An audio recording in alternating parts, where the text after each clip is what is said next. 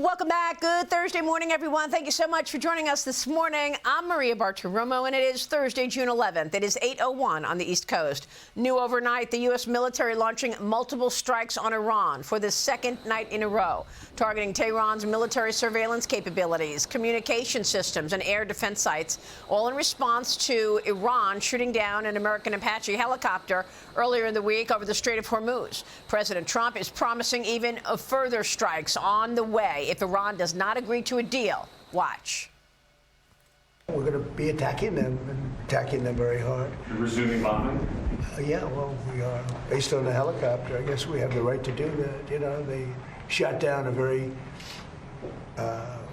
incredible, actually an incredible machine. And at first they said they didn't do it. Got very lucky that bomb didn't explode.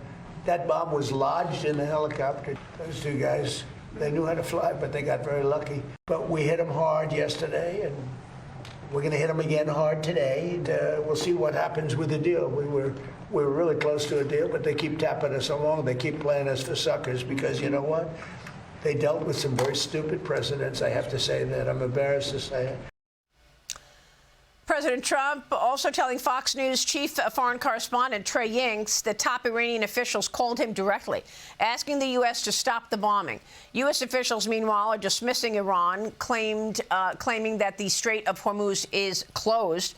CENTCOM says it is, in fact, open and ships are moving. Joining me now is the Heritage Foundation Vice President of National Security, Victoria Coates. Victoria, how do you assess a second night of fighting here? Well, good morning, Maria. What's happened in real time over the last 24 hours is the president's really flipped the script here. And he is communicating directly to the American people and to the Iranian regime, by the way, exactly what the United States is going to do. So the kind of dissonance we have between, the Iranians desperately calling the president, asking him to stop the bombing, then making these really incendiary press statements, that's not happening on the American side. We're just saying methodically, this is what's going to happen. Sign the deal or we're going to bomb the S out of you. And guess what? They got the S bombed out of them overnight. We'll see if they want that to happen again tonight. Well, they're trying to push back on President Trump across the board. I mean, Iran's Islamic Revolutionary Guard is claiming that the Strait of Hormuz is now closed as a result of these new strikes from the U.S. And CENTCOM says commercial ships are actually continuing to transit in and out of the Strait of Hormuz. What are your observations here about the Strait? Yeah, I'm going to get my news from CENTCOM on this one because we had the president announce yesterday we've gotten as many as 100 million barrels of oil out right under the Iranians' noses. They say the strait is closed. Well, it's not. We got 2 more tankers of natural gas out overnight. So what this proves is they are powerless. They're essentially powerless over the strait. They're powerless in the skies over their own country.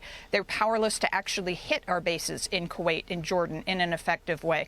And we can counter all of that. So I think the president's just going to keep ratcheting up the pressure until they see reason and finally sign the deal that's on the table.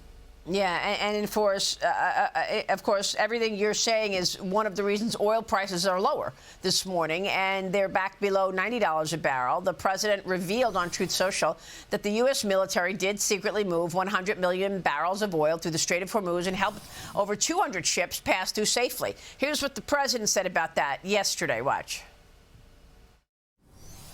But we've been taking out millions of barrels of oil, millions of barrels. Every night we took out oil. So now that they figured it out, I can tell you, it was very hard for me. I wanted to say it so badly, but I didn't want to ruin it, but it was very hard. Millions of barrels of oil has come out. And that's why it's at $85, $90 a barrel instead of $250. It's a military operation. When it's over, you will see oil drop to where it was before. We were getting gasoline just before it started. Wow, that is incredible, Victoria. The president says the U.S. pulled this off by shippers contacting CENTCOM for route guidance. Safe passageways were coordinated through the strait, and vessels reportedly turned off transponders and moved late into the night with no lights on, Victoria. How significant do you see this, all of this oil that they've secretly taken out of the strait?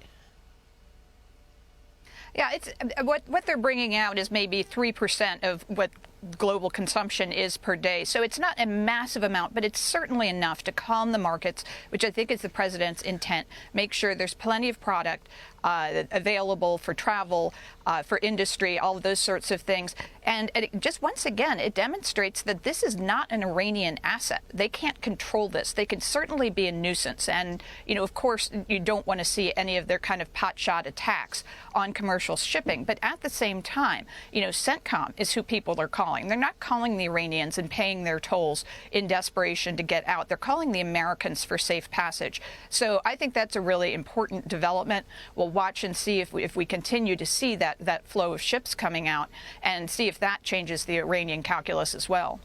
So where do you look next, Victoria? What's most important takeaways from you in terms of where we are in this today?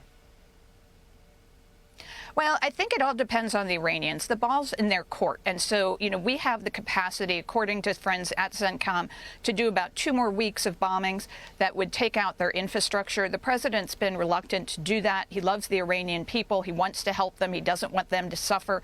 But if this is what it takes to take out those electric generating plants, the bridges, the desalination plants, bear in mind, those are all businesses for the IRGC head honchos. They've permeated all of that aspect of the Iranian economy. That hurts them where they live, and then it'll reduce their ability to just continue as a normal country and force them to make a deal. Rather not do that, but it's certainly on the table if they refuse. That's a great point, Victoria. All right, we'll keep watching and talking with you along the way. Thanks so much. Thank you. Victoria Coates. We are just getting started this hour. Quick break, and then the inside scoop on the Clarity Act and where crypto legislation stands as the major banks push back. Senate Banking Committee Chairman Tim Scott is here. And then later, Ripple CEO Brad Garlinghouse will join me. Don't miss it. You're watching Mornings with Maria live on Fox Business.